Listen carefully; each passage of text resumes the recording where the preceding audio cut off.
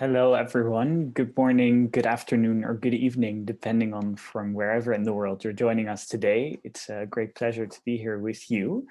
As I said, it's a great pleasure to be here with you today. I hope you can all hear me well. My name is Benjamin Nolan. I'm an advocacy officer working with Choice for Youth and Sexuality. And yeah, it's great to be here with you and also with the great panelists who I'm looking forward to introducing to you later. The session today will last for about 90 minutes and we'll try and have you participate in as many ways as virtually possible, and looking forward to discussing and learning with you together today. Our discussion is about the United Nations Special Procedures and specifically looking at youth engagement in that field as well. We as Choice and with many of our partners feel that this is a particularly pertinent topic at this time, which my colleague Poppy will also speak to you more about why it is so important to have many young activists from around the world engage with this specific UN human rights mechanism. The agenda for today, which I'm trying to pull up, we'll begin with a brief welcome in which we'd just like to see who we have in the room with us today. Afterwards, we'll have an introduction to the special procedures, which will be facilitated by Tess from the International Service for Human Rights. Then afterwards, we will have a moment for questions and answers. So really looking forward to your active participation and your questions on the things that are being discussed. Afterwards, we'll have Poppy Stanbury from Choice, who will discuss about youth rights within the UN special procedures specifically, which will be followed by case studies from other young activists which have worked with the special procedures. And we'll hear first from Aditi at the YP Foundation, who has engaged with thematic reports of the UN special procedures. Afterwards, we'll hear from Alu at Love Matters Naija, who will speak to us about engaging with special procedures in a country visit. After that, we'll have another moment for questions and answers to further get back to anything that hasn't been covered yet or anything that was presented by the panelists that you'd like to hear more about. Before we hear finally again from Tess, who will talk to us about special procedures and national impact. So what can this international UN mechanism do for you at the national level? Before we make sure that we close well on time at 3:30, which is in 90 minutes. So everyone can continue with the rest of their important days. I would love to hear from you around the virtual room who is here. So what I'm going to do is I'm going to launch a poll, which I hope you'll have the opportunity to engage with. And I will get back to your responses to this poll in a second. Love to hear from where in the world you're joining us today, how much you already know about special procedures, and whether you are youth or young at heart. I think for now, what I will do is we'll hand over to Tess for the next section of the agenda. And I will get back to you later with the responses from this poll so that we have further insights into who is with us today, but also giving you a little bit of time to respond. So as I mentioned, as I briefly want to explain first, before we hand over to Tess, is the virtual logistics. So as I mentioned, it would be great if there is a lot of participation and engagement today. There is a Q&A function in Zoom that you can use at any point throughout the webinar. Whenever someone is explaining something that you think, I'd love to learn more about that, or there's something that I didn't understand, feel free to drop a question through the Q&A. I will keep an eye out for this section, the entire webinar, and make sure that we try and answer as many of your questions as we possibly can. You can ask your questions both in English and in French, so feel free to drop any questions that are relevant for you. And yeah, keep them coming. We'd love to hear from you. So now I will actually hand over to Tess, and we'll start with an introduction to the special procedures mechanism. Tess, the floor is yours. Thanks so much, Ben. And it's really lovely to be here today. Usually I'm so used to doing training kind of in person, so I hope that one day I'll be able to meet at least some of you and we can do some of these kind of trainings and discussions in person, in the room, where we can do different activities and things like that. But yeah, first, just a moment to introduce myself. So I'm Tess McAvoy, Ben said, from the International Service for Human Rights. We're an organisation that works for the promotion and protection of the rights of human rights defenders. And one of the things we do is we support defenders and activists to engage with the UN, and we run various types of trainings. So what I've done today is try to kind of pull what we usually do in 3 hours into 20 minutes. I've tried to kind of take away a lot of it, but just kind of keep the real key concepts in there for you. And the idea, kind of the objectives behind today, we want to ensure that you kind of understand what special procedures are. So when you hear that term, what does that mean? Understand, why or why not they may be useful to you in your advocacy, and also get a bit of a sense as to how you could engage with them. So we don't expect that after this conversation you have an idea of kind of what to do, but if you understand like how you may engage, where to look for additional information, that's perfect. And at the end of this slide, we have a bunch of different resources for you that give you more detail, show you where to go to start engaging. And our organisation also has an online training platform, and we have a whole kind of element there on special procedures as well that you can run through at your own time if you're interested in learning more. So we have that all for you, but this is just to give you a sense of what they are and kind of how you could engage with them if you chose to. The thing to remember with any kind of UN advocacy is that it's a tool, like an extra tool to have in your toolbox. So you have the advocacy you're doing at the national level, and this is to add on to that and to support that. It's kind of a strategy that can help to complement the work you're doing in a way in which you can seek to call out your government or make recommendations or calls on your government, but using the UN system. So if you're working on changing laws or strengthening certain policies or procedures at your national level, you can implement this engagement at the UN to support what you're already doing. The final thing I'll say as part of the introduction is that there's loads of acronyms used in the UN, and I'm going to try and avoid using all of them. But just shout or wave your hand if I start getting into acronym land, because they're all quite simple. It's just that people that work in the UN like to use these different acronyms. And actually, the other day I wrote an email to a colleague and I wrote TBH, it's like to be honest, and he was like, "What mechanism is that?" And so we're so caught up in these various mechanisms, and I was like, it means to be honest. Like it's not always acronyms, so I'm going to do my best to avoid them. Okay, so what are the special procedures? So they are one of the 4 main human rights bodies and mechanisms. So the UN kind of has 4 different bodies. We're going to just talk about one of them, which is the special procedures. So they allow individuals, victims, activists, and defenders to draw attention to human rights abuses at the national level and get a response from an international expert.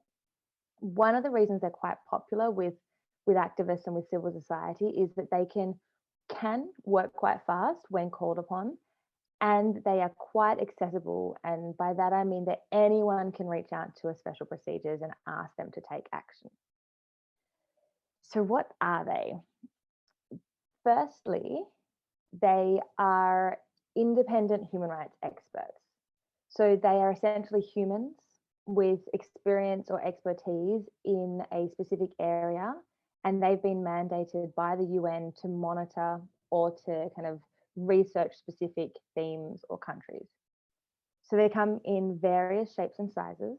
They can be an individual, so just one person, and they're usually known as a special rapporteur or an independent expert, or they can be a team of people and they're called working groups. So you see on this slide, I've got 2 special, or the first one, the woman is a special rapporteur on extrajudicial executions. The middle photo is the working group on business and human rights. And the photo on the right is the independent expert on violence and discrimination on the basis of sexual orientation and gender identity.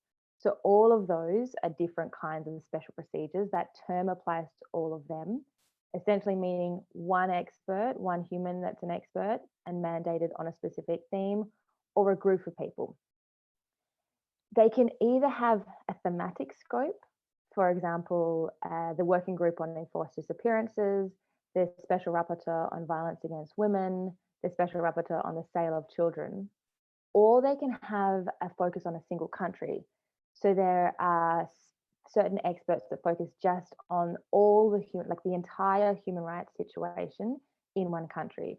For example, there is one on Cambodia at the moment, on Iran, Myanmar, Syria.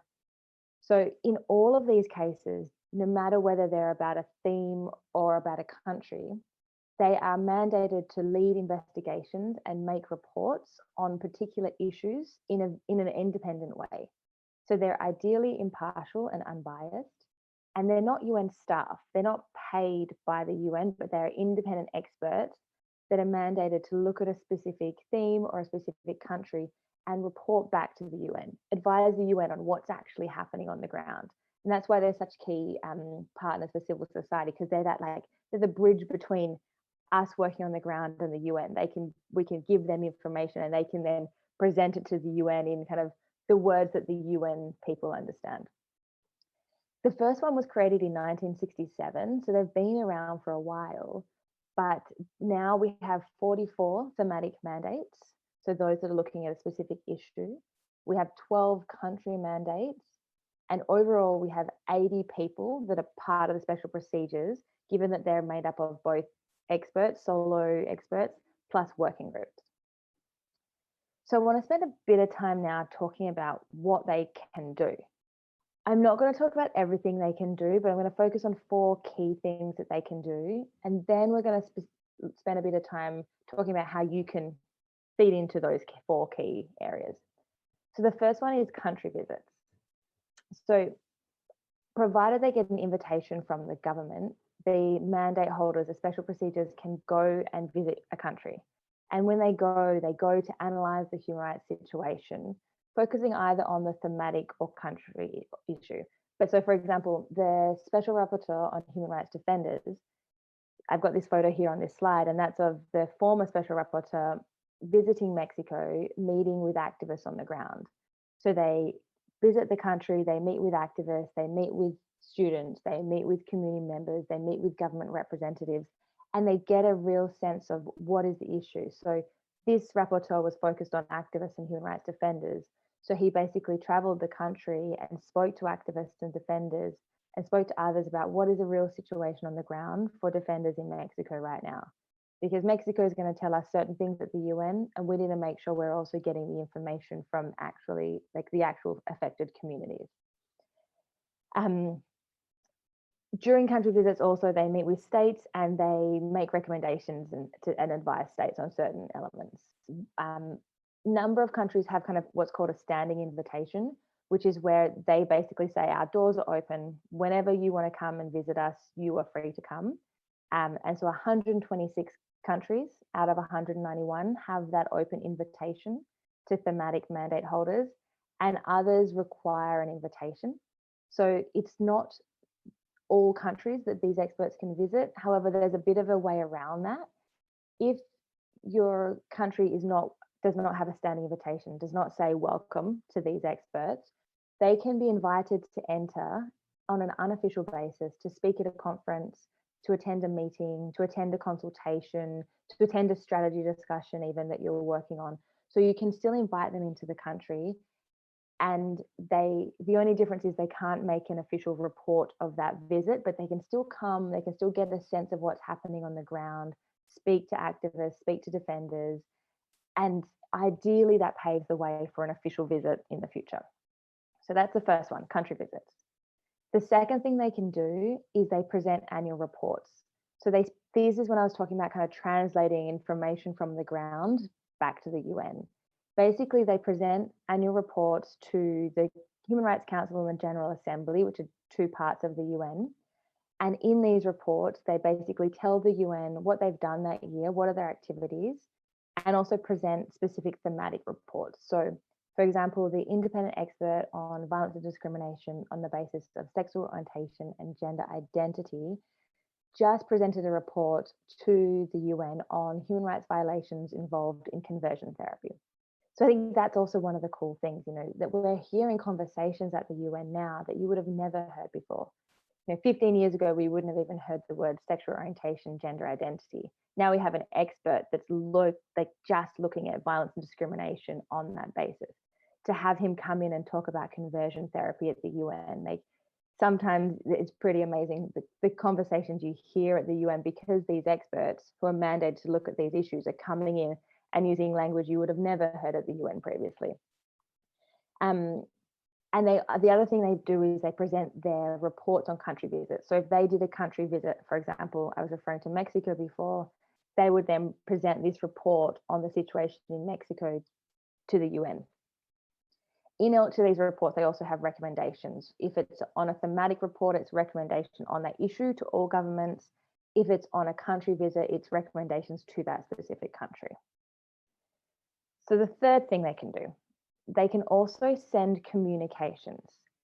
So this is when anyone can send information to a special procedure, and you can send an information on a human rights violation that has happened, that is happening, or in relation to concerns about specific laws and policies. And basically you ask that expert to write specifically to your government and say to the government, I see what you're doing, this isn't okay, you need to stop, or you need to do something to fix this and create a remedy, or you need to do something to change this going forward. So there's 3 types of communications these experts can send. All of them are started by us. Like, we make the request to the expert to send one of these 3 communications. So the first one is an urgent appeal. That's where there's something happening, a human rights violation happening right now, and we want it to stop. So examples where a special procedure might send an urgent appeal is where people are about to be deported, and she or they need to send a communication to the government saying, don't deport this person until they've actually had their cases being considered properly.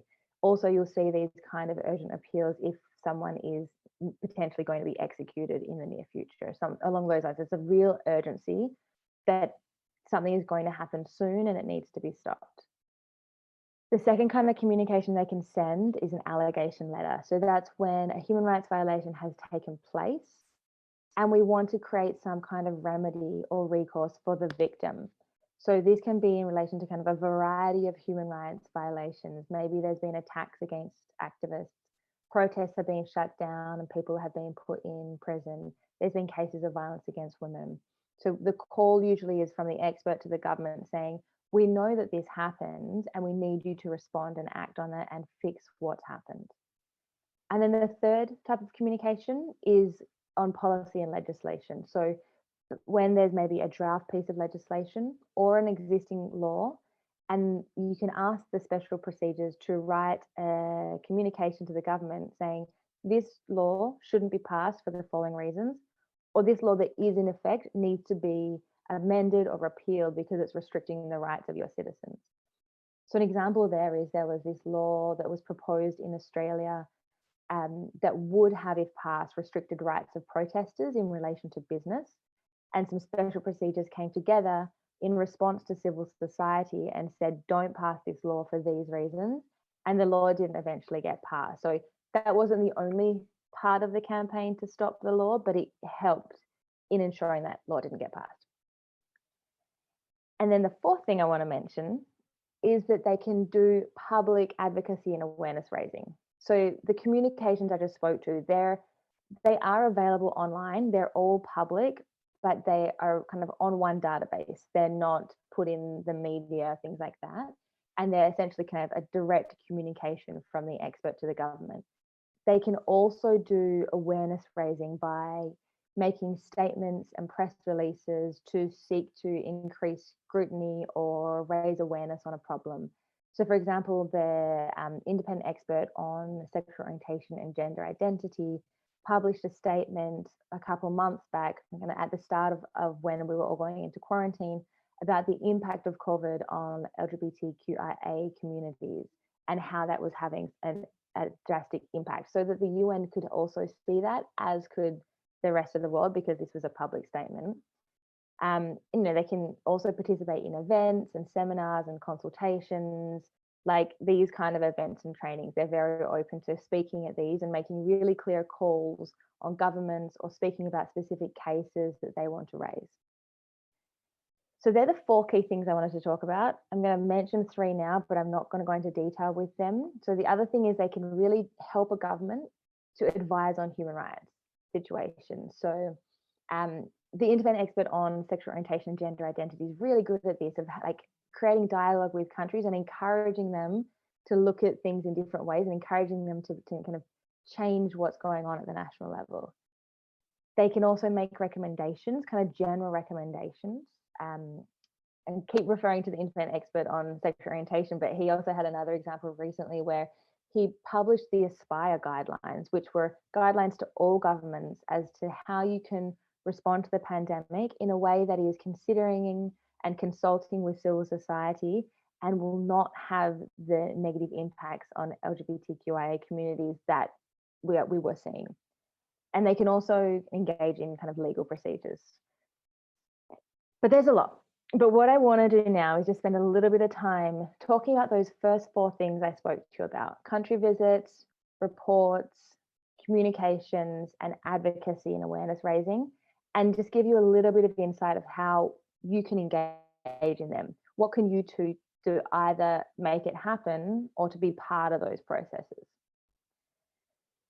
So the first one is country visits. One thing you can do is invite an expert to come to your country.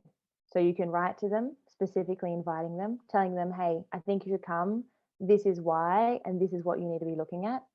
It has to be relevant to their mandate. So if you're going to invite the expert on torture to come, it's, if there's cases of torture, that's when you reach out to that mandate. If it's about the situation of human rights defenders, then you reach out to the defenders mandate. If it's about albinism concerns, then you look there. So you kind of focus on the relevant expert. You have many to choose from. You can also say in meetings like this, in a Zoom meeting, if you saw an independent expert there, you can ask a question and be like, hey, I want you to come to our country and this is why, let's connect, and I'm going to give you more information about why you should come. Obviously, there needs to be a standing invitation that I spoke about before, where the government has said you're welcome to come in. But if not, then you can consider unofficial visits where you invite them to a consultation that you're having. If you don't have the resources or anything planned, you can reach out to academic institutions in your country and say, this is a really critical issue here. We should invite this expert to come to our country. How about we partner and invite them together and do a conference, do a consultation, do some form of meeting, and then that ideally opens or paves the way for them at some point in the future to do an official visit where they can write a report. So the second thing we spoke about before was thematic reports. So the way that you can engage in these is that you can influence the themes. So I mentioned before the report on conversion therapy. This came from civil society. This came from a call from activists saying, expert, this is a really critical issue right now in the world, and we think that you should look at it further, research further, get more data on it, and present that to the UN. So if you have an idea of a specific theme you think should be examined in more detail, you can ask these experts to do that. Some of them plan their reports out quite in advance, so this is a bit of a long-term goal. But you can maybe say, listen, in 3 years, I think you should do your report on this. You're most likely to have success if you do that as part of a coalition. You come together as a coalition globally, because usually you'd be speaking to thematic mandate holders and saying, we as a global coalition think that conversion therapy is something you should focus on next, and explaining why. The other way you can engage in reports is that you can present information. So these reports that they present to the UN, they're made up of the research they do, they're made up of the data they're collecting, but they're really made up of information they're getting from national level actors. So when an expert is doing one of these reports for the UN, they will have on their website a questionnaire and they will share a call for information. And they usually are just questions saying, what's this like in your country? What is the situation for women in your country? How are you finding their rights are violations? Can you give me examples on this? So you can respond to those questionnaires, giving the information of what it's like on the ground for in your country, either on best practices or on human rights violations, and then you'll see that coming into the report at the UN. The next one is communications. So we talked before, these are the ones where the expert sends a specific communication to the country saying, I know what you're doing, stop it, or create redress, or don't pass that law, or repeal that law. And here, anyone can write to any of the experts and saying, this happened to me, this happened to my family member, this happened to my colleague, and I need you to write to the government and call them out on it. So submit a communication, submit a request for the expert to take action. There is an online form to do this, so it's really straightforward. It says online how to do it, what information to provide, and everything like that. So the way in which these can be submitted is quite easy, but submit a communication. And then the fourth one is on statements and press releases. So again, you can call on these experts and encourage them to make a public statement or encourage them to make a press release that's going to support your advocacy. And so you can get them to, publish something online. You can get them to make a statement at a particular event or talk out on particular circumstances. Some examples of some recent statements were on Transgender Day of Visibility. There was a joint statement by some experts. And also just recently on Human Rights Defender Day, a group of experts called for the release of women activists in the MENA region. So the final thing I wanted to talk about is that special procedures are pretty under-resourced. This is the one main disadvantage of engaging with them. Is generally, I said it's one person, it's one expert mandated to look at the rights of Indigenous persons on the entire globe, the rights of women on the entire globe. So there's a lot there. So they usually have about 1 or 2 staff and they can't respond to every request. So the main downfall is they're quick and they respond, but they don't respond to everything. So this is where I think civil society is really, really important, where your work, once again, is really, really important, because you can take what they're doing and amplify it. You can translate their reports, because they're usually only in the 6 UN languages, translate them into local languages, disseminate them to stakeholders, talk about them in workshops, use the recommendations in your lobbying when you meet with your government, as well as saying, hey, this law is going to violate my rights. And also this expert says that too. Use it to amplify your voice. Report back to them after they've done something so they know whether or not it's had impact and what more they need to do. And also kind of create media, use your social media, use various other media sources to highlight the things they're doing, because the more people know about what they're doing, the stronger they can be. So that's all. That's so much information that I've just thrown at you. But all I want you to remember after this was the kind of 4 key actions: country visits, thematic reports, communications, and press statements, and like have a bit of a sense of how you could feed into all of them, because you can, and they're kind of there for you. So I think now to questions. Thanks very much, Tess, for that very clear and comprehensive introduction. Really appreciate it, and thanks very much for this. I'm happy to already see the first question coming in through the Q&A, which I will read out, and encouraging. I saw a couple of raised hands in the audience, but feel free to drop any questions that you have in the Q&A box. The first question that we have is from Patrick, and she's dialing in from Sigenes-Savet in the DRC. And her question is, Tess, how can we come in contact with the experts, specifically us as organizations that work on the human rights of people of diverse sexual orientations and gender identity? So maybe if you would mind responding to that question, Tess. Yeah, so at the end of this presentation, and I understand it's going to be shared with you, we have a list of resources there. And one of them is the Office of the High Commissioner for Human Rights website. And on that, it basically lists all of the different experts and the contact detail. It also so basically they each have their own website, and it has contact details on there. So you can directly email them with your specific request, or if you want to submit a communication to them, so a specific violation that you want them to reach out to your government on, you can use the form. So both of those links we've provided in this presentation. And usually what happens is you email those emails, and they're managed by a staff person that supports their work, and they should get back to you. The other thing you can do is reach out to organizations like ourselves and like Choice and others that are a bit more connected with these, because we're basically, like, our role is to try and enhance your engagement. Essentially, we're here to kind of help to bridge your access. So if you're reaching out to special procedures and you're not getting a response, you can always reach out to us and say, I've done this, what more can I do? Can you connect me? Because one of the things we can also do as organizations is help to connect you and get the information you're trying to get to that expert. Thanks very much, Tess. I'll leave you with 2 more questions for now, and then we have a second set of Q&A later, in which if we also have a bit more time, then we can discuss a couple of more questions. There's a couple of similar questions from a few people in the DRC and in the Netherlands who are asking, so who are these experts? How do you become an expert with the UN? And who are these people? And the second question is, when the special procedures travel, who pays for that? So do we as organizations need to pay for these kind of things? I really like these questions because they're so practical. Okay, first one, who are they? How do you become one?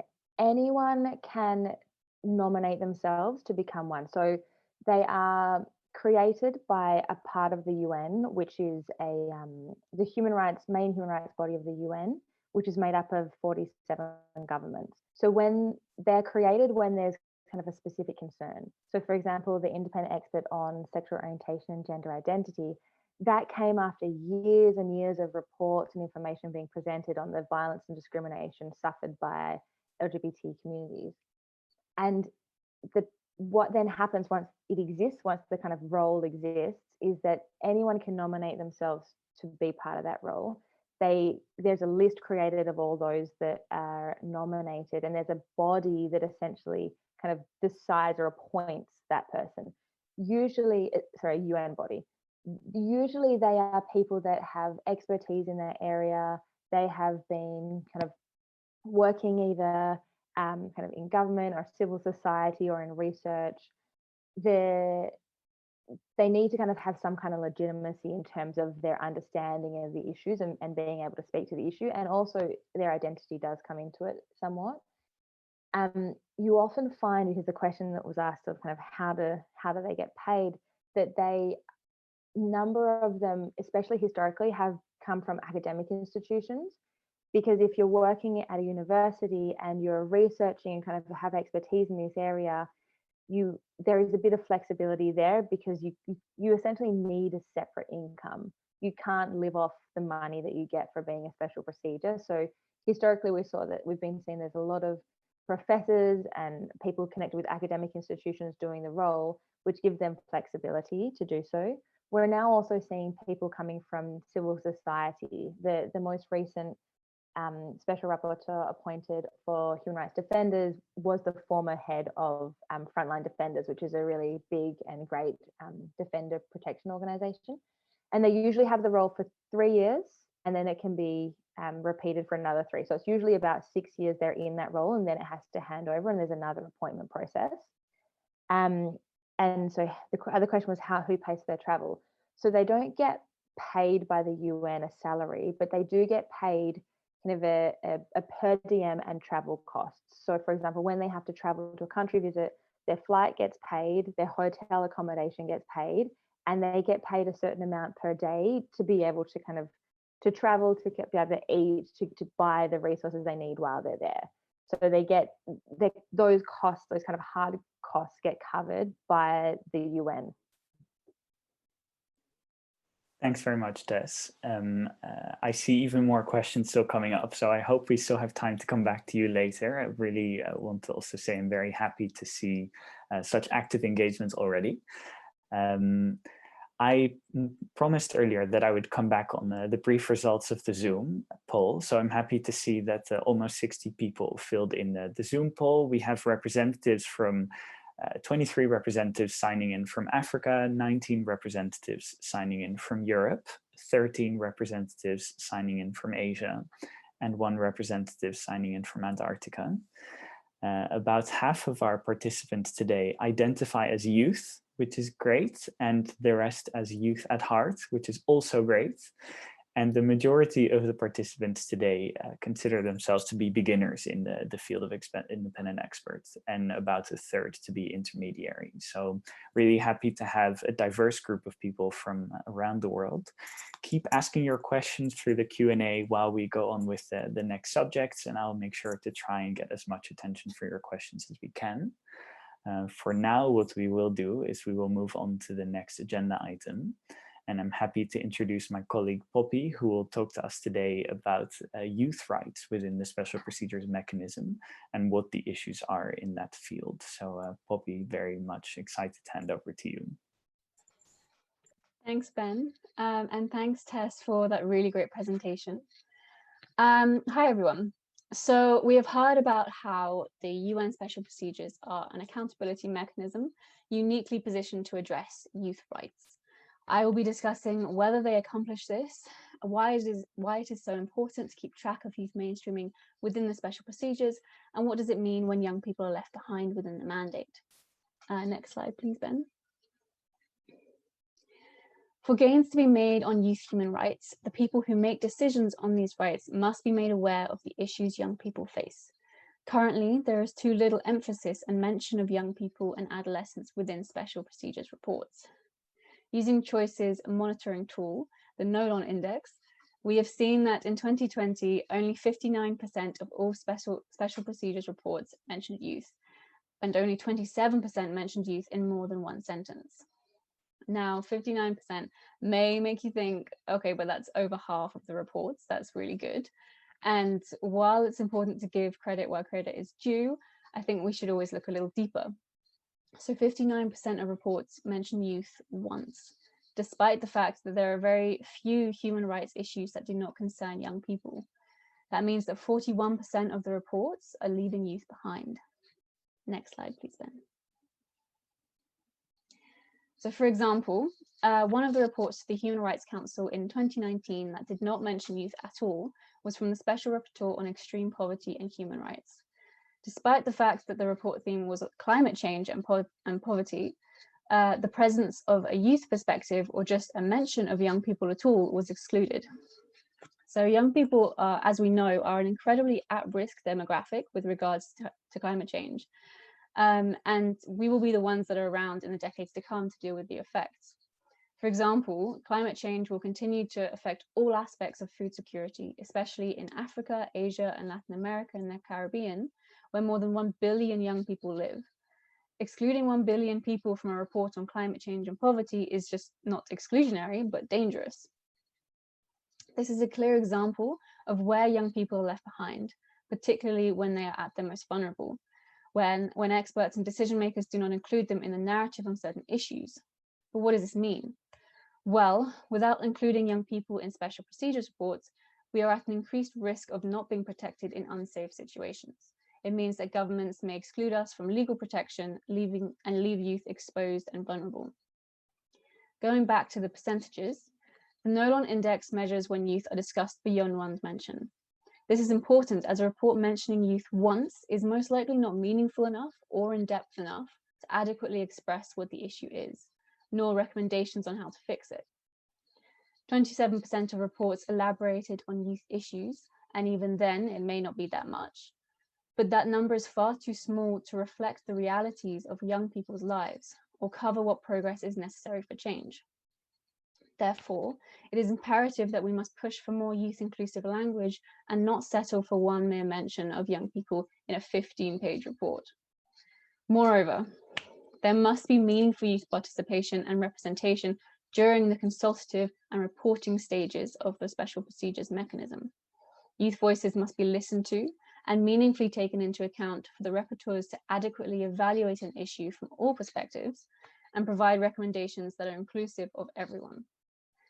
The last thing that I will leave you with before handing back to Ben is why is it so important to discuss young people and include youth-inclusive language in special procedures reports? Well, because without explicit reference to youth, young people are very often overlooked by decision makers. This may be an issue of recognition. So UN experts hold the incorrect perception that young people do not possess the knowledge or skills to meaningfully participate in reporting processes or decision making about human rights, or it may be an oversight, and special rapporteurs do not think the youth perspective is relevant to certain issues. Next slide, please, Ben. So I want to leave you with one positive example, which Tess actually mentioned earlier. In 2020, the independent expert on protection against violence and discrimination based on sexual orientation and gender identity presented his report on conversion therapy. And there were several paragraphs specifically dedicated to highlighting the effects on youth.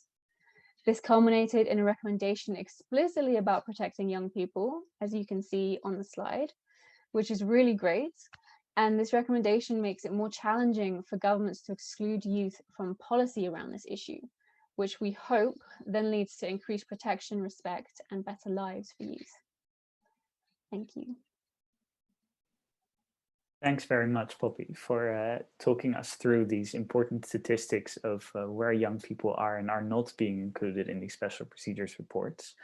And I think what both of us would like to believe is for all of the reports that do not yet include youth or do not yet include youth enough, there is room for us to change that. And I think that's also really the importance of this discussion today is we know there is a shortcoming, but it's not a poor intention from special procedures. They're actually very willing to work with us on addressing this. And we've had some really good examples of where we have been able to achieve successes with the special procedures too. So Poppy's presentation speaks to the pertinence of our engagement. And now we're going to discuss, okay, so how do we actually engage? How do we address these this oversight issue within the special procedures so that they can be more youth-friendly? And I am thrilled to hand over to Aditi from the YP Foundation joining us today from Delhi in India, who will talk about youth engagement with the thematic reports. Aditi, the floor is yours. Thank you, Ben. Hello, my name is Aditi Mukherjee. I work with the YP Foundation as a policy engagement coordinator. I am very excited to share with you my experience of working with the independent experts. Tess already gave you a very thorough explainer on what the special procedures are and what the independent experts do. So what I'd like to do is dive deeper into... Hi, can you hear me? Okay, cool. It's a bit soft, but we can hear you, I think.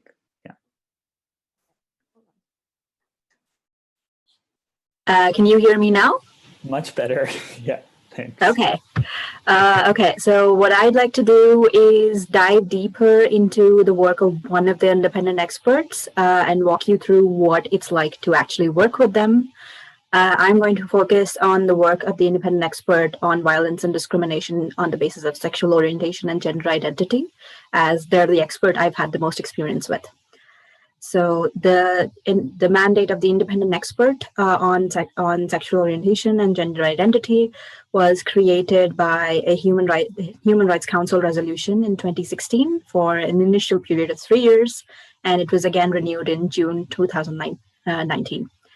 The current independent expert is Victor Madrigal-Borlos, who was appointed in late 2017. Their mandate is to explore ways of better protecting people who suffer from violence and discrimination on the basis of their sexual orientation and gender identity. As Tess mentioned, Mr. Madrigal-Borlos is a professor at Harvard Law, and he will continue to be there till the end of this month. So if you have any communications with him, you can address them there. So one of the primary ways to interact with an independent expert, as Tess mentioned, is to submit work for their thematic reports, which are presented at the Human Rights Council and at the UN General Assembly every year. Next slide, please.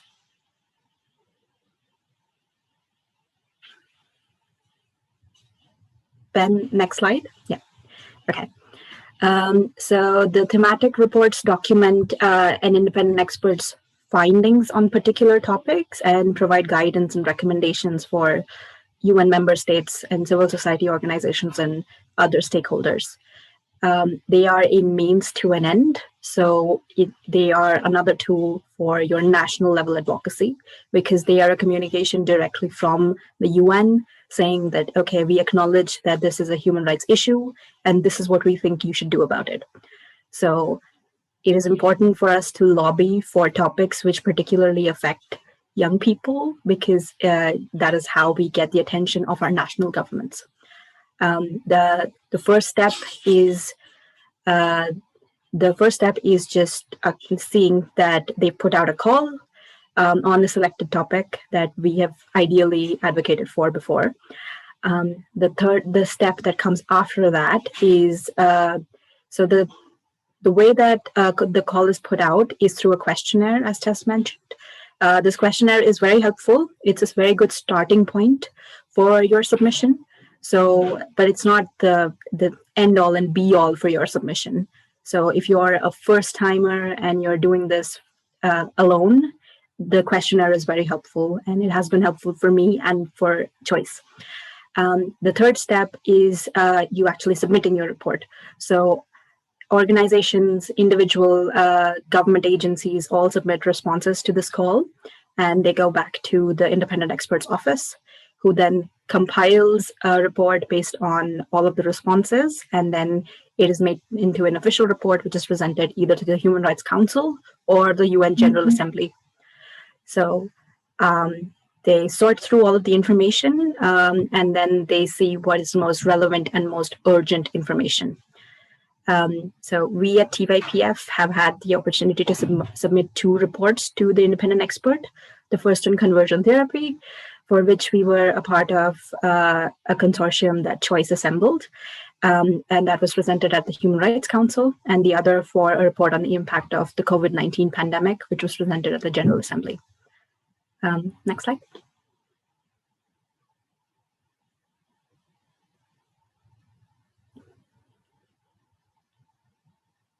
Okay. So our contributions in both of these reports were cited in the final report. So in part because of the efforts of Choice and because of the efforts of the consortium that was assembled, human rights violations that are specific to young people were brought to light of the greater UN community and to our national governments.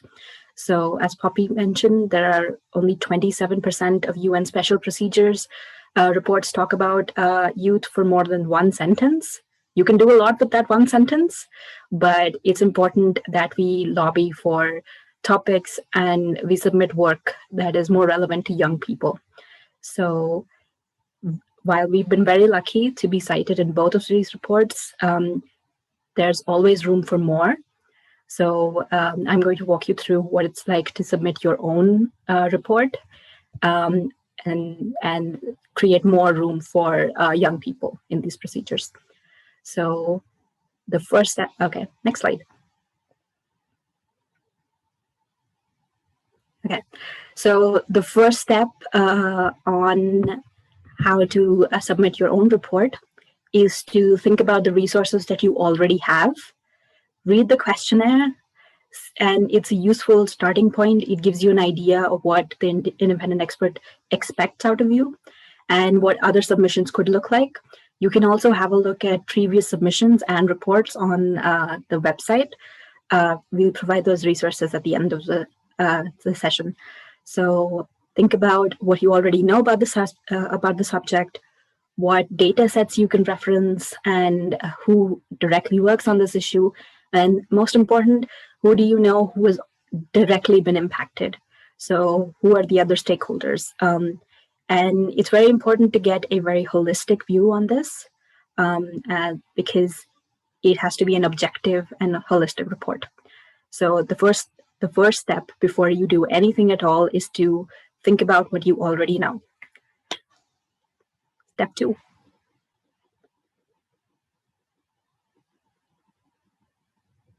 Yeah. So the second step is to assemble all the parts for your submission. It is very important to keep these 3 things in mind. So the first being data. So backing up your argument is essential. If you have concrete data and you can point to specific examples of human rights violations, or you can point to specific anecdotal evidence, then that is great. So, but you do not need to examine large amounts of data to give credence to your argument. Anecdotal evidence can and does give a very personal touch, and it is used by the independent experts in their final reports. So the lack of otherwise, the lack of data can also be a very powerful argument. It shows that either the government does not consider this a human rights violation, or it's not brought to their attention, or that the data gathering agency just can't gather data on this. So that can also be a very relevant argument, and that can feed into your advocacy later. The second most important thing is diversity. So seek input from as diverse an array of stakeholders as you can. So ensure that you get information from people who've been directly affected, policymakers, jurists, other NGOs, and people on the other side of the aisle.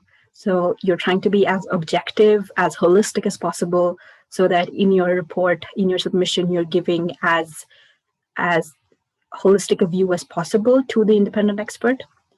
The third important thing is citations. So all of your claims have to be cited, because the independent experts themselves might not know what policy you're talking about, what cultural aspect you're talking about.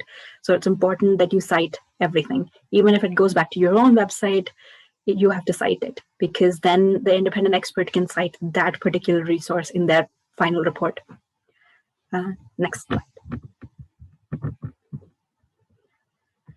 Okay. Next slide. Okay, yeah. So the structure of your report. So as I mentioned, the questionnaire serves as a very good reference. You don't have to limit it. The 2 times that I've submitted to the independent expert, both Choice and TYPF have not limited ourselves to the questionnaire itself. You can think beyond the questionnaire. If there are important aspects that you think are missing from the questionnaire, those are also very important. And the questionnaire doesn't claim to be a very comprehensive document. So if you do want to go beyond that, you definitely can. Okay, so the first part of your submission is a very broad introduction. So just giving out what is the environment that the issue lives in. So what are the socio-economic and cultural aspects of the issue? So, and this is where your anecdotal evidence can be very handy. So this is where you give as broad an introduction as possible. You talk about everything that makes the issue what it is. Okay, the second thing is you talk about policies. So this can be a little bit tricky, because if you have no policies, then you have to structure your argument, you have to structure your eventual recommendations in a way where you can ask for specific policies to be put in place to stop these human rights violations. So if you have policies though, you mention what they are doing, what they need to do, what they're doing wrong.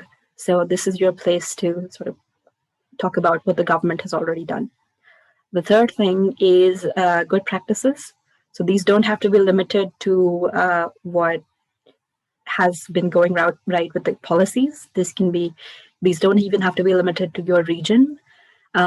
You can talk about what has worked for this particular human rights violation in other regions, and talk about how these can be tailored to fit your policy environment.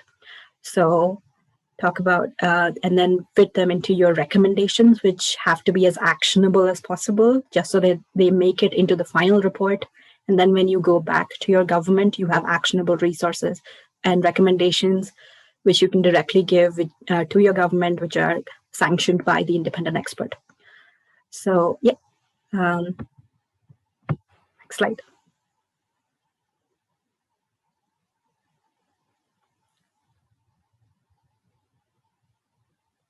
Yeah, so what to avoid? So in the past, TYPF did try to assemble a consortium for answering a call for reports for the Special Rapporteur on Violence and Discrimination against Women. Due to time constraints and other factors, we weren't able to, because it's impossible for us to include everything in a 10-page document. And the consortium brought together stakeholders which were saying very similar things. So while it was very important to bring about a very diverse array of people together so that you have a diverse set of inputs, sometimes that's not possible. It's not possible to include everything. Just think about what is the most important message that you want to include in your submission, and what is the most important thing that you would like the independent expert to include in their final report. So having said that, it's not necessary or crucial for you to make a consortium. If you are a lone grassroots activist, you can do this by yourself. It is going to be harder, but it is definitely possible. You just have to make sure that you're seeking input from a lot of people. It's not just your voice which is being reflected in your report. So, while it is completely possible to do it by yourself, if you're doing it for the first time, you don't know what the stakeholder landscape looks like, but just try and see that the inputs that you're getting and the views that you're reflecting in your report come from a diverse array. So, yeah. The last thing, as I've already talked about, is a checklist for your submission. So the first thing is credit. So if you have assembled a consortium, credit all the authors who've given input in the submission so that that's reflected in the final submission. Citations, again, cite everything so that the independent something to go back to. They're not thinking about, okay, I don't know what this is about. And clarity. So this is for your end goal of advocating with your national government. If your language is clear, the independent expert's report is going to reflect that, which is going to make your job of advocating with the national government easier. So those are the three things. And this is where I'm going to end. If you have any questions, I'm here to answer them. So I hope you learned something new. Thank you. Thanks very much, Aditi, for this and for this very clear walkthrough of how to engage with one of the thematic reports. I see more questions coming in the Q&A. We have one more person, Alu, who we'll hear from first before we go to the Q&A. But feel free to keep sending them in. And also someone has asked whether the slides will be shared with you after this discussion. And that will certainly be the case in both English and in French. So there will be lots of information that you can refer back to. But before we come to the Q&A, I'm looking forward to give the floor to Alu Azege, who is the Executive Director of Love Matters in Nigeria. And Alu will speak specifically to engaging with one of the independent experts or one of the special procedures who are visiting your country and what that process will look like. So Alu, I'm happy to give you the floor. Hi, good afternoon from Nigeria, everyone. Yeah, so my name is Alu Azege. Can you hear me? Yeah. Okay. We can hear you loud and clear. Okay then. Okay, so for us in Nigeria, life has been on so many levels, but particularly for a particular community, whom we also believe should have their own rights. In Nigeria, LGBT people have faced all manner of violations, human violations, even access to their housing, particularly, which is what we spoke with the UN about, has been an issue. Now, this was basically dependent on the SSMPA Act, that is the Same-Sex Marriage Prohibition Act. And what that is basically is it bans any public show of same-sex amorous relationships, according to them. Basically, so that act particularly has given rise to so many inhuman acts that have violated the people living in this community, talking about the LGBTQ community. Housing provides no refuge for them, particularly, and we also receive information all the time that landlords get to evict tenants, and even as much as being suspicious of people in that community. We've seen stories of people being beaten, literally, people being harassed because they are same sex and they're holding hands or they're staying in a house or in a room, you know. But so for us in Nigeria, that's the kind of thing the community LGBT people go through, and very far from talking about their rights, basically. So no right even to housing, you know. But for us in Love Matters, which is where I work, we work with people who we see as being inclusive. We work with everyone, and we believe that they have access, they should have access to these rights. So us, the Special Rapporteur on Housing Visit was a really big one, and we made sure that we found out when they were coming, and we made sure we made available statements and meetings with them. I've been listening to the entire process and how the different steps of how visits are done, and I could just really identify with everything in the course of it. So, engaging with the country, 5 steps. For us personally, we always listened out because people in our community are very conscious of their rights, and we try to say these are important for you. We find out what their issues are and we try to raise them up. And so we discovered that there was a visit that was announced to come to Nigeria. When Nigeria opened up to this country visit, I'm not sure they envisaged what it would come out to be, but it was very clear they didn't even come out with this statement because what we met with them and agreed was not really reflected, but it was a good step for us. And we were happy to find out about this announcement. And then going forward, we responded to this announcement. We sent an email and a document with the key information, and then, of course, we requested a meeting. Now, this was very important for us because we know that if we didn't take part in the process, our voices wouldn't be heard. Many young people wouldn't naturally give attention to this, but these are issues that were worrying and disturbing people. So for us, it was important to key into it, to respond to this announcement, and we made sure that we put down all these human rights violations of people within the community in a document that had the information so that we would be reaching straight out to the UN, because we know that once there is a mediation, once there is someone between us and them, the information would not be passed, exactly as we expected it to be. And voila, we were called to have a meeting with them. So we met with a special procedure to discuss all of these concerns. That meeting for me personally was an eye-opener to the fact that no matter what you're going through, no matter what violations you've faced by your country, by a community, by a society, by a person, the UN is out there and can be listened to and can be heard, and they would have your attention as long as you reach out to them. So we had this meeting in Abuja when they came, and it was such a relaxed atmosphere. There was nothing, nothing microphony about it. It was actually in a cafe. We had coffee where we had chats. What I saw them do was really connect personally to what I wasn't saying.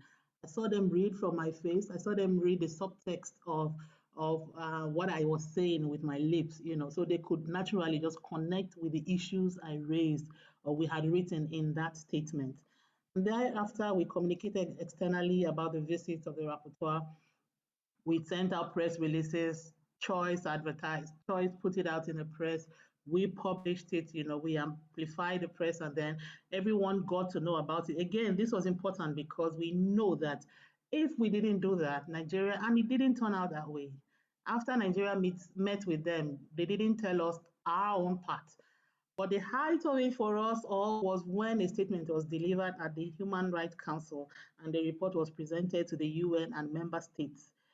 I say the height of it because, again, the UN Rapporteur on Housing was in Nigeria not to talk about LGBTQ, but there were 5 solid paragraphs that were given to this category of people.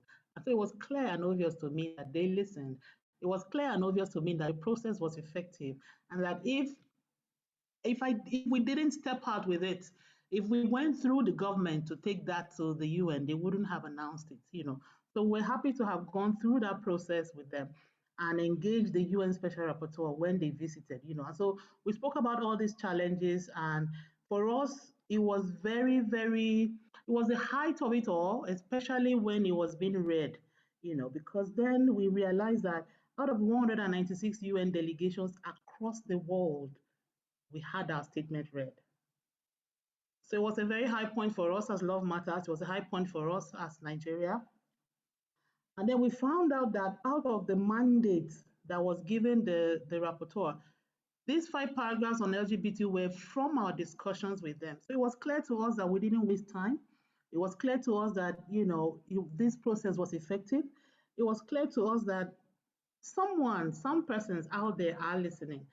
So for us, it is a call to say, This process had been effective. It will still be effective. In any other way, violations have been met out to our rights as people. And these are a lot of rights, so young people face many of these rights, and we faced certain of them in recent times with NSAS. And I'm hoping and asking that many of us through this process will still, watch out for these announcements when they come, and we'll see the importance of being part of this entire procedure because it's really, really effective. It was effective for us. I would say that's it from us. That was our experience.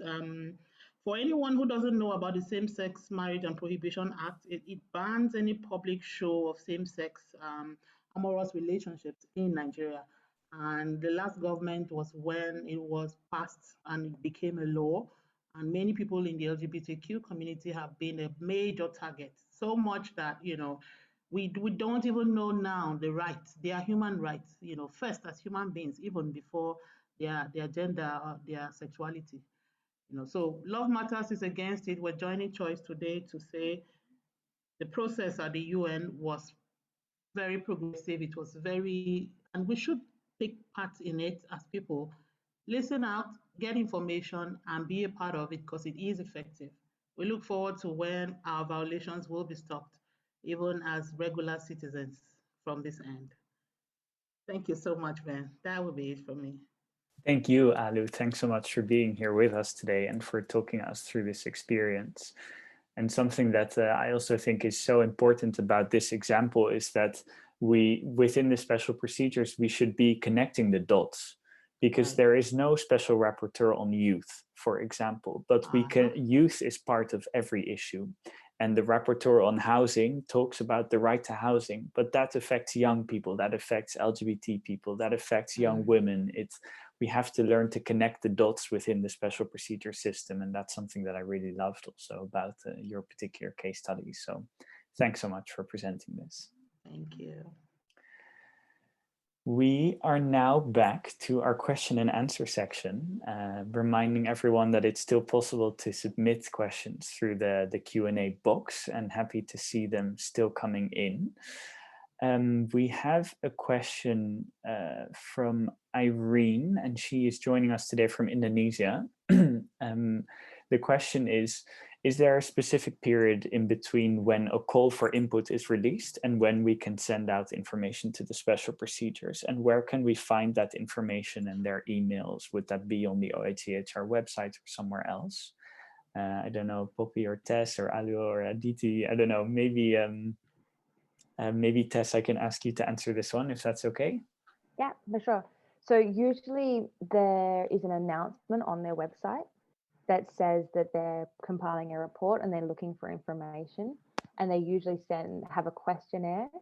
If they also have a number of the special procedures also have kind of mailing lists that you can get on. So what I would suggest is going to the OHCHR website, the Office of the High Commissioner for Human Rights, where each of these special procedures have a website, getting a bit of a sense of those that exist and that are relevant to the work that you're doing.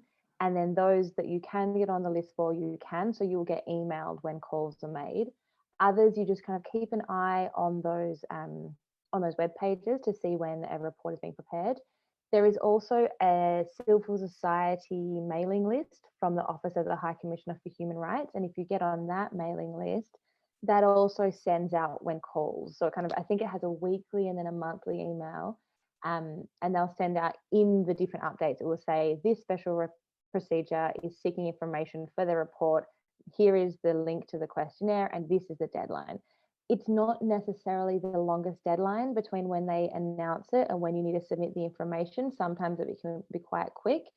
So usually they'll have a couple months to provide information, sometimes 1 month, and it needs to get to them so they can compile the report, and then the reports need to be translated into the UN languages before it's presented. So it's quite a fair way prior to the time when it's presented to the UN, but there is a window, and they're the ways that you can get that information. If that's, I'll double check the resources at the end of this, and if I haven't collated all of those links there, we'll send that in a follow-up email for you all, so you know where to find that. Yeah, certainly, indeed. We'll make sure that all of these links and relevant information is there with you today. And I see also in the Q&A box a couple of other questions which are about where could I find the reports that Poppy mentioned about conversion therapy and about poverty, and where can I find the questionnaires, and all of these things we will make sure to share in an information package that you can access together with the slides after this discussion today. There is another question from Don, who is joining us from the DRC as well, and he is asking, so it's very clear that the independent experts or the special procedures have our best interest at heart, but how much time does it take in between a report from them or a communication from them and the impact that we can see on the ground? So what's that translation from the discussion at UN level to something that matters to me? And I think this is also something that we'll discuss a little bit in the next slides. I don't know which of the panelists would like to answer this question.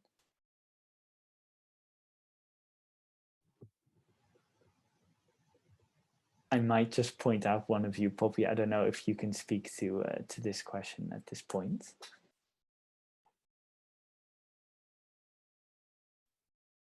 Could you repeat the question? Sorry, my internet froze. No worries. So the question is, yeah, the question is, so if we have a report at the UN level or a communications that's issued, how long does it take for that to impact the reality on the ground? Is that a very long process or a short process, or what are particular challenges in that? I would say it's actually quite a long process, because the reports from the special procedures, they're very often used to influence resolutions as well. And then when you have the high level decisions on the international level, that does take a long time to filter down to national and then also community level. So it does take a long time, but it is also, it goes hand in hand with policy making and then societal attitude changing. They go hand in hand. So once you do invest in the special procedures mechanism, while it takes a long time, it does create a lot of change. Yeah. I hope that answers the question. Can I add something, Ben? Of course.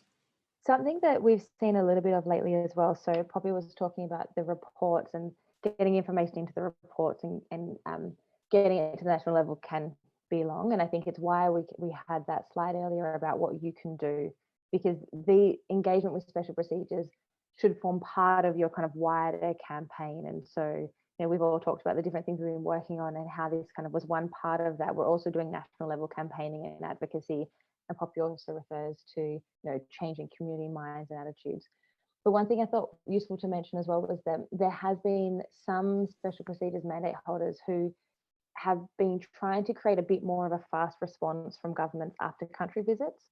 And so instead of just including their main recommendations in the report that they then submit to the UN, they have been sharing the recommendations with the state early on, sometimes during the country visit, and then using the process or the time between the visit and when the report is finalized and presented to the UN to continue dialogue with the country and follow up to say, I made this recommendation, how's it going? So then in their final report, they can use that to check on those. So in some cases, this is going to work where the state is responsive and engaging in dialogue and willing to make the change. But I think that's been a positive development, again, only by some special procedures. But it's kind of the main question always, and the main thing we discuss always is how do we translate what's happening in this UN space to actual tangible change at the ground? Could I also add one more thing, Ben? Tess just made me think of something. So I also want to contradict myself a little bit, because while generally it does take a long time for policy change to happen on the ground, there are some examples of where it does happen quicker. So again, going back to the independent expert on SOGI and their report on conversion therapy, that report was presented this July. But I think it was compiled earlier in the year and shared earlier in the year. And there were a number of states who did, in fact, criminalize conversion therapy this year. So a number of countries, but also a number of states within countries. So that conversation got started, and I think there was a lot of communication online about it as well, which really helped to propel the process forward. So if you can do a lot of advocacy around the topic, then it does definitely help to speed things up. Thanks, Poppy, for that. And indeed, the Netherlands is actually one of those countries too, which is now in process of criminalizing conversion therapy. So that's a very good point. Tess, I believe there's two questions here for you as well. And I think in interest of time after that, then we'll also proceed with your next section. And then if we have a few moments at the end of today's discussion, if there's any extra questions, we can try to cover them. I think the first question is, do these independent experts get paid? Do they get a salary from the UN? And the second question that there is do you have to be part of an organization to submit to the special procedures? Do you need a specific status within the UN, or can anyone contribute? And then I'd love to also hand over to you after for the next section. Thanks very much. Okay, perfect. So the answer is that they don't get a salary. They don't get paid kind of an annual salary or a weekly, monthly salary. What they do get is just what I discussed before about the per diems and the travel costs paid. So if they do a country visit, their flights, accommodation costs while they're there get paid, and they get, you know, a daily kind of stipend. And also if they have to travel to New York or Geneva to present their reports to the UN, that time also gets paid for. Accommodation costs while you're there, everything like that. And if they have to do also, for example, kind of traveling to meetings and things like that. So they don't get a salary, but they get that time and resources paid for. They get kind of a daily amount that's meant to cover accommodation, food, anything they need. And the second thing about an organization is no, you don't need to be part of any organization. You can be part of kind of an unofficial organization, especially if we're talking about, you know, spaces in which or countries in which we're working on LGBT rights and you can't actually register as an organization. Then kind of you as an individual can comment. When you're thinking about submitting information to reports, they want to know from you what's the real situation on the ground. So if you're living and sharing your lived experiences, that's what's important. If you're coming in from it with an organization sharing that, then that's also great.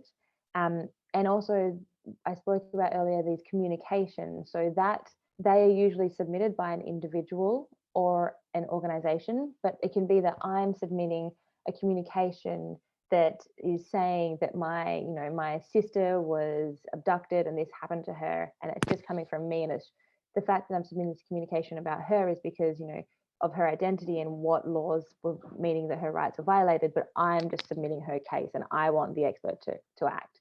So there's various ways that you can act as an individual, and you can also act as an organization or group or coalition, depending on the ways in which you want to engage. So I'll go now to the kind of final section. I'm going to try and speak about this pretty briefly, so hopefully we can have a little bit more time for questions at the end. So I was asked to speak on some examples of national level impact. So we've heard about the country visit and engaging with the country visit, and we also heard about the example of submitting information to the reports, which are really great examples. I'm going to speak to a couple now that show a couple of other ways of engaging and the ways in which you can kind of use your engagement and highlight what special procedures are doing. As I said before, it's really, you're engaging with the UN as kind of an additional tool to your toolbox. So all of these things you're doing are in addition to the national level campaigning that are happening. So the first one I wanted to talk about super briefly, because we have discussed country visits, is this country visit that took place in Mexico in 2016. I don't want to focus on what the expert did, but what civil society did. And I think this is really aligning with what we heard about previously about the Special Rapporteur on Housing in Nigeria. It was the Special Rapporteur on Defenders. And so he was very connected to civil society and defenders at the national level, who organized meetings for him, prepared his visit, determined what topics, ensured that there was various groups of vulnerable defenders in the room. So, you know, we really see in the defenders reports that defenders of women's rights or LGBTI rights or migrant rights or vulnerable communities, they're coming into his reports And so it's essential that he can meet with as broad a range of civil society as possible. While he was there, both for protection reasons and to highlight what was going on, civil society made statements, press releases, used social media to really highlight that the trip was happening so that it could then be relied upon later more heavily. So when he presented his report to the UN, they could refer back to what happened and really kind of highlight the actions and recommendations he was making the whole way through. And it kind of comes back to this idea of kind of intersectionality. How do we use the independent expert or the special rapporteur on defenders to highlight also these other groups? Just on that intersectionality point, we didn't focus on this too much, but you can ask for joint actions. You can ask for joint communications from special procedures, and you can ask for joint statements. So if there's something that you're asking for a statement to be prepared on in relation to something that covers, women's rights, LBT rights and youth rights and housing all in one, you can write to those 4 different experts and ask them jointly to act, which I think is a really good way of kind of acknowledging the intersectionality that exists, but also enhancing impact, because a statement or a communication from 4 special procedures can have more weight to it than 1. The next slide was just a couple of pictures and kind of the way in which civil society used the kind of highlighted what was going on with the visit, putting on Twitter, showing photos of who was in the room, showing photos of the meetings that the special rapporteur was having. The next example I want to speak to is about law. So we talked about before that special procedures can come into play when we're looking at restrictive laws. This is about the Stop Abortion Bill that would have restricted the right to abortion if passed in Poland. So one of the tactics used by civil society was to reach out to the UN Working Group on Discrimination Against Women, one of the working group special procedures, and ask them to send a communication and issue a press release calling on the Parliament to reject the bill. So they did that. The bill didn't pass, and they were then kind of invited to visit the country. The thing that I think is useful to raise here is that this continues. We're seeing recently, I'm not sure if anyone in the room also is from that country or that region, that there's still an intent from conservative right-wing government representatives to try and pass these restrictive laws. They're still being unsuccessful to pass the law, and they're trying to use the court processes now to get this passed. And so the fight continues. But I wanted to refer to this because it just shows the way that you can use the special procedures to complement the things you're doing. There's so many people, especially women in Poland right now, protesting out in the streets, and this is one of the elements that was used to support that. And then the final example I wanted to give was there has been, and this is the reason I also wanted to talk about this example, is that this is continuing. This is something that we're still working on today. So as all of them are, this work never ends. But so there has been continued arbitrary detention of women's rights defenders in Saudi Arabia, and there's specifically 5 cases where they have been detained since 2018, and some of them have been subject to torture, sexual violence, and other ill treatment, and have no access to effective remedy. And so the civil society in the country have expressed their concerns with international organizations, and there have been numerous both communications, so where the special procedures write directly to the government of Saudi Arabia saying these 5 women are still in prison, release them now. There have also been public press releases referring to these cases by the experts saying, we know this is happening, we're going to call you out publicly, we want other governments to call you out. And what we've seen from this public condemnation is that other governments in the UN are now starting to call out Saudi Arabia more directly for the release of these 5 women. They haven't yet been released, and we're continuing to do advocacy in this regard, but I wanted to refer to it because it's ongoing, because it kind of, you can see that the way that the international pressure can bring attention and show countries that you can't just keep doing these things and not get called out on them. And I think it's helpful to note that there have been defenders in Bahrain in particular that have talked about the fact that their release from prison was attributed to the fact that it was discussed in that international sphere, and experts and UN independent experts did make clear calls for their release. So I'm going to end slightly early just in case we have any other questions, but really wanted to kind of give a couple of examples of ways in which we can see the impact these kind of engagement has been having at the national level. Thanks very much, Tess, for that. I'll kickstart you with one quick question on someone who's asking about the abbreviation WHRDS. Yes. If you could explain that one, please. Sorry, yeah, Women Human Rights Defenders. There's been a lot of conversation actually about that, because it is anyone of any gender who is working on sexuality and gender equality rights, and those identifying as women who are working on any human rights, and also gender non-conforming trans people identifying that are working on any rights. So it's a term that's become quite understood and well known in the UN, and thank you for picking me up on that, but it has quite an inclusive definition. Thanks very much, Tess. And I invite everyone to submit any final questions that they have now through the Q&A. And while people are doing that, I just wanted to mention that we've heard from a group of great speakers today, but the special procedures movement, or people who are working in this field, is a very large group of people. And we are always here to work together and to support each other and to support you. And we just want to say that if you have any questions for the panelists after this webinar on their particular experience, then we can definitely put you in touch. Organizations like Choice and the ISHR work very regularly with large movements of human rights activists in the special procedures field, and we're here and available to think with you on any questions that you may have. So feel free to get in touch with us at any point, and we'll make sure you have all of our details to do so. For any final question that I see now coming in is a couple of last questions. So how do you work with the special procedures on issues that are not legal in your country, whether that's sexual orientation and gender identity or other issues that are perhaps criminalized by your national governments? I don't know, Tess, if I can call upon you to speak to this question again. This, I think, is one of the areas where the special procedures are really integral, because in your national situation, you know, we've got cases where being gay is going to be criminalized, or, you know, we're seeing so many different conversations that are happening that in the UN space that can't happen at the national level.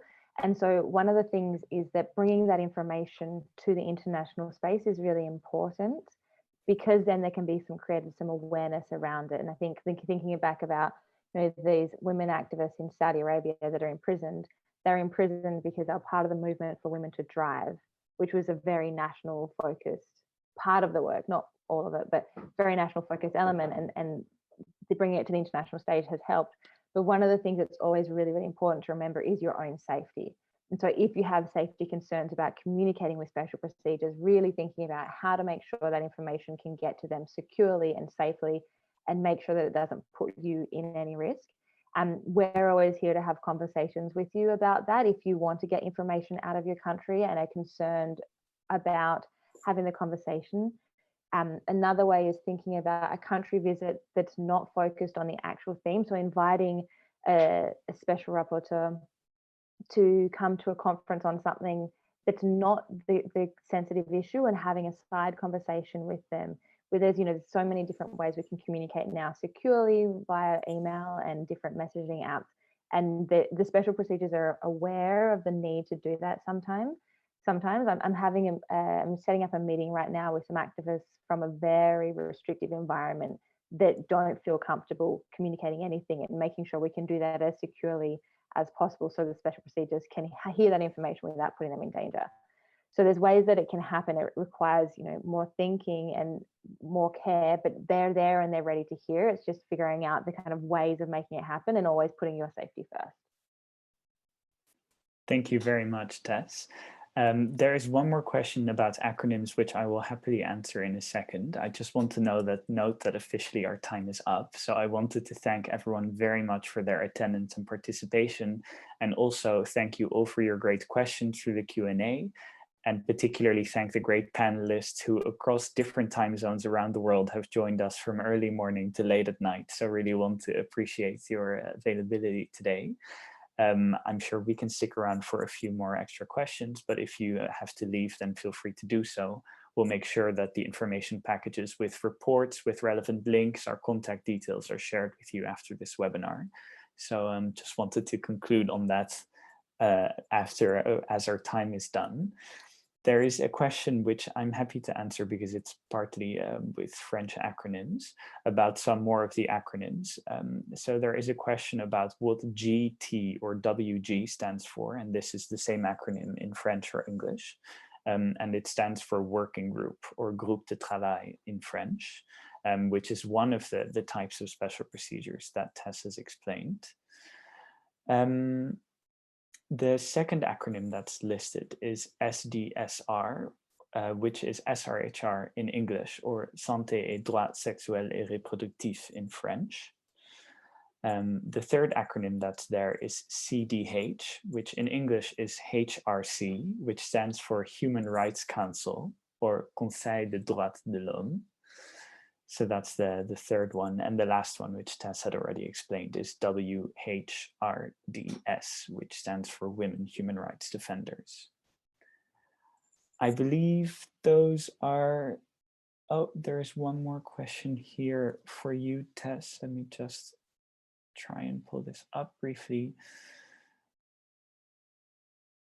Okay, so this question is from Patrick, who is joining us from the DRC, and she is asking, what are the best methods of communicating with special procedures if you live in a restrictive environment? So which ones are perhaps most safe or accessible?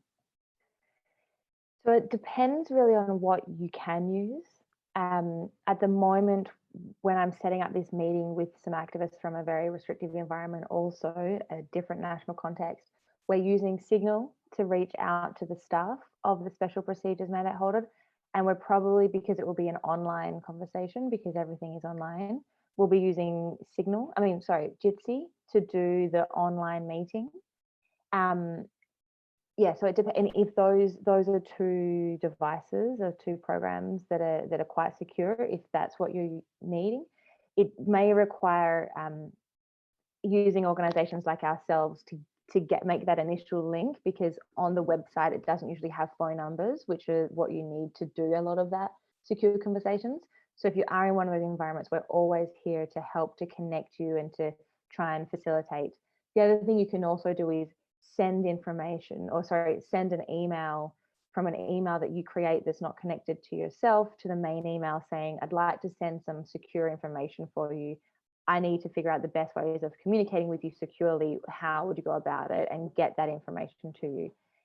But in the COVID world we're living at right now, where everything is online, it's looking at a lot of digital security elements and how to communicate with them. But really happy to have a conversation offline about that.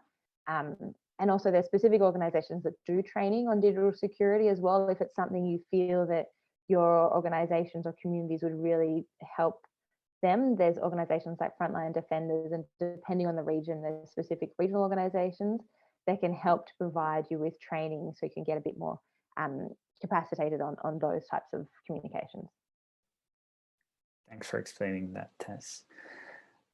Those are all of the questions that we've received today. Thanks again for everyone's active participation and your great questions. And if you have any questions for us later, if you want to discuss your participation with the special procedures, make sure to reach out to us. We'd love to hear from you. I'd like to stop sharing my screen and thank you all for your time, and hope that we can stay in touch to join as youth movement towards the special procedures, and wishing you all a great day wherever you are in the world, and see you soon, I hope. Thank you so